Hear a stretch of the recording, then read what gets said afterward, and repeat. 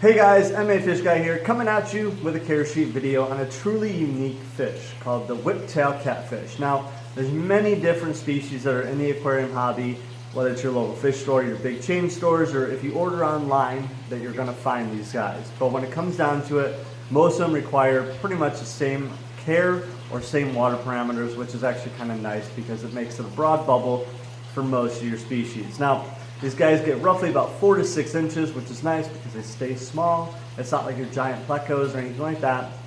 Next, the water pH, you want roughly 6.0 to about 7.3. That's the ideal range to keep it in.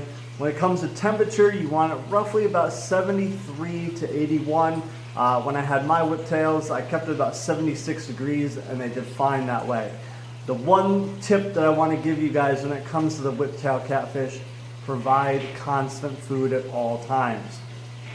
If you're not feeding like a flake food or a pellet food or sinking anything like that that's going to be falling down to the bottom, have some type of vegetable matter in there, whether it's zucchini, cucumber, squash, any sort of thing like that these guys can munch on throughout the day, because that's the one problem a lot of people have. They're not giving that constant food, and that's what causes the problems for them to die off.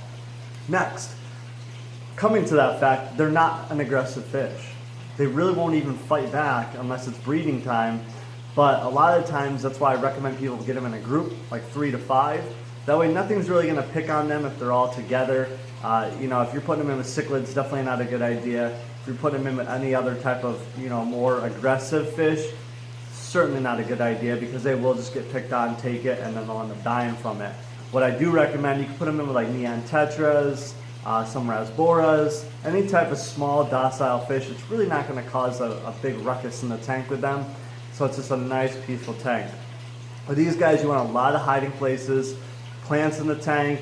You can use PVC pipe cutouts in there. You can use pleco caves to throw in there. Some of the small clay pots. You can make tunnels with driftwood, anything like that you can do. Now, when it comes to breeding these guys, the male is going to develop kind of like a little spiky growth on the pectoral fin and on the head, and that way you can kind of tell, but the most way to tell is that the male is going to select a pipe or a clay pot, anything like that, any type of cave-like structure, and that's what he's going to guard.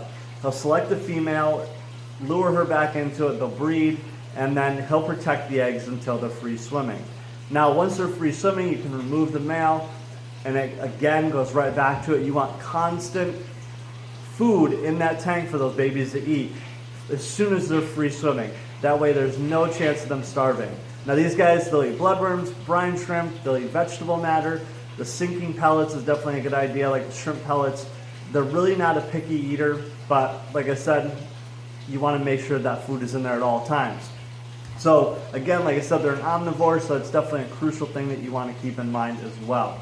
So if you guys have any questions or comments, leave them down below. If you want me to do a care sheet video on a fish that you want to either keep, or you're looking to keep, or you have already, please post it down below and I will definitely try my best to get to it. And as always, check out my website, mafishguy.com.